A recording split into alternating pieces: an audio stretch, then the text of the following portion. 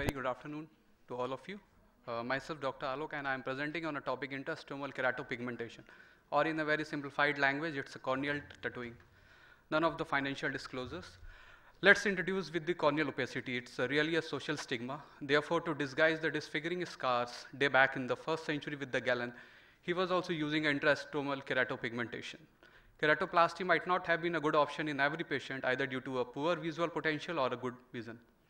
Therefore, the indications why we are using the ISKP were to enhance the cosmesis of the eye for the optical purposes, also to improve the visual performance, and in the cases of cosmetic contact lens intolerance. What were the side effects that leads to the traditional metallic salts? They were not used. Due to the corneal erosions, recurrent redness and watering, as they were acting as an irritant, corneal melting with the potassium, with the platinum salts, and also for the re-tattooing that were needed due to the patchy depigmentation. Therefore, a newer organic micronized pigment has been introduced for the ISKP. The aims and objective of my study was to improve the cosmesis and the visual disturbances, and also to compare the effectiveness of different techniques of corneal tattooing, that was a needle puncture, microkeratom assisted, and the combined. 43 patients were collected from the cornea clinic in my department from the Kanpur. The median age of the patients were 23. All were informed and consent were taken. Unfortunately, 2 patients lost to follow-up, so 41 were finally included in my studies. They were followed up for 1 year, and a set of 10 questionnaire was given just to assess their satisfaction level. In my inclusion criteria, there were the blind eyes, the patients with the no visual recovery, like the amblyopia, squint or posterior segment disease, the patient with eccentric scar, and the corneoiridic scars. The patient excluded were the central corneal opacities, thinned corneal opacity less than 300 micron, or with the lid deformities, and the patient that was not obviously participating. So finally, we had the 27 patients that were underwent for the needle puncture, 13 underwent for the microkeratom, and there was one unique patient having a thick anterior capsular plaque with the distorted pupil leading to visual disturbances, underwent both the procedures. In the needle puncture ISKP technique, we were using a 26 gauge needle, and we were making a multiple stromal punctures without the epithelial debridement, and then there was the distribution of the pigments on the epithelium. In the microkeratom, we had a 15-number blade. An incision was made on upper border of corneal opacities. Then we were dissecting a lamellar pocket, and then pigments were used for the uniform distribution with the help of fine iris repositor, and finally, sutures were done. The patients were postoperatively tackled with the antibiotic steroids, and they were followed for day 1, first week, first month, and 3 months. This was the demographic profile of the patient. In this, we can see that first of all, we were using a lamellar pocket dissection, and after the lamellar pocket dissection, it was done with the help of the incision, and we injected OVDs to make a lamellar plane so that it can be uniformly put on the whole surfaces. After the lamellar dissection,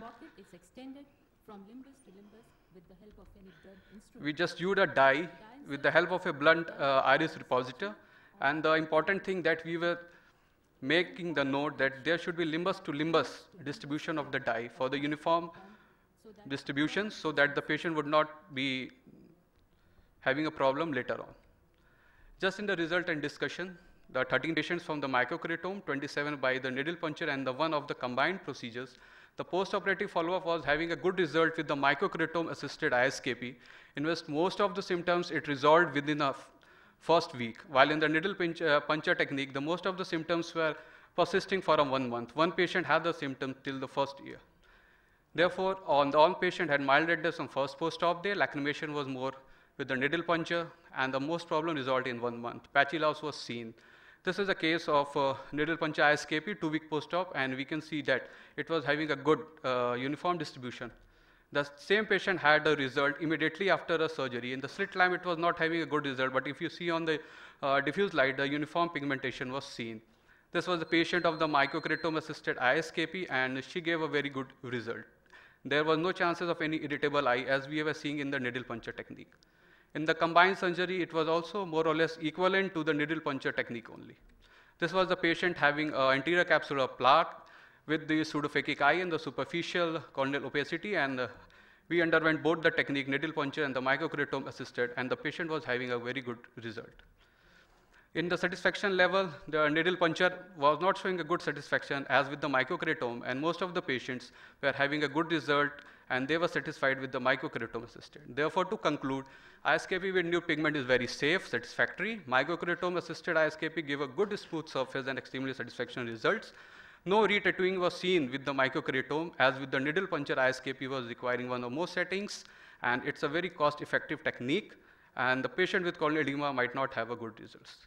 Thank you for giving your precious time.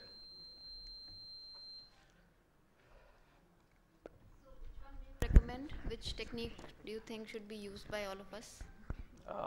Ma'am, it was decided basically on the types of the corneal opacity.